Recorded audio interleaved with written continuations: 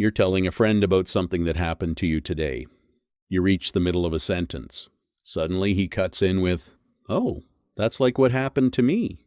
Something small, nothing insulting, but you feel something strange, like the rug got pulled out from under you. You think it's because you're short-tempered? The real answer is stranger. Your sentence isn't just words leaving your mouth. It's a construction, brick by brick. When someone interrupts you, they're knocking down the wall while you're still building it. Researcher Willard Jang at NYU studied how humans turn abstract ideas into spoken language. She found speech is built in the moment, each sentence depending on the one before it. When you're interrupted, the path gets erased and the ideas scatter. But the deeper question is, why does your brain treat interruption as a threat? Researcher Charles Derber at Boston College spent years studying conversation dynamics. He noticed that every time someone speaks, they're demanding attention, essentially saying, "It's my turn to take up space now." Derber called this conversational narcissism. So an interruption rejects your request, and that's not just linguistic frustration, it's social rejection, and an old part of your brain is wired to treat social rejection as a real threat. The answer goes back to a time before writing existed.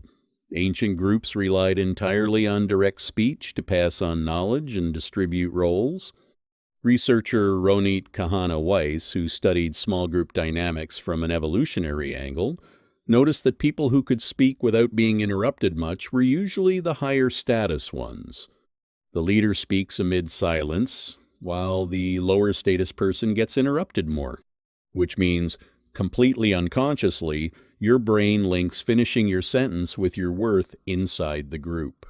When someone interrupts you, an old part of you registers it as a sign of dropping status, even if the interruption was completely innocent.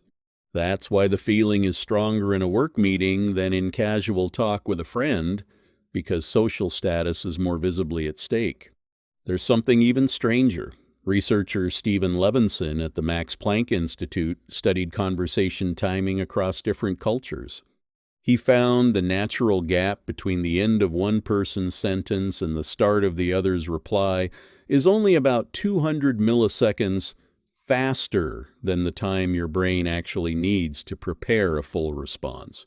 Meaning we prepare our reply in parallel with listening, which means interruption isn't always about disrespect. Sometimes it's just bad timing in a complex system of rapid exchange.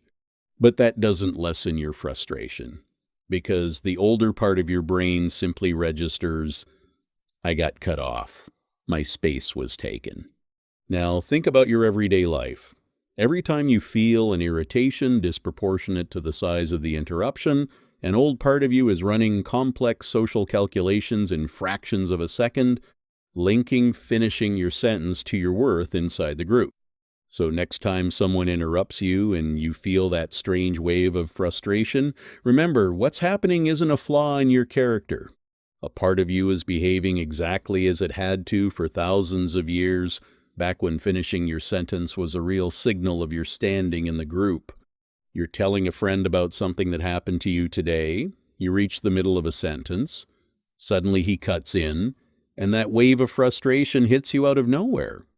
Not because you're short-tempered, because a part of you, long before there was a complete language like the one we use now, already knew that every word you finished was part of your place in the group you belong to.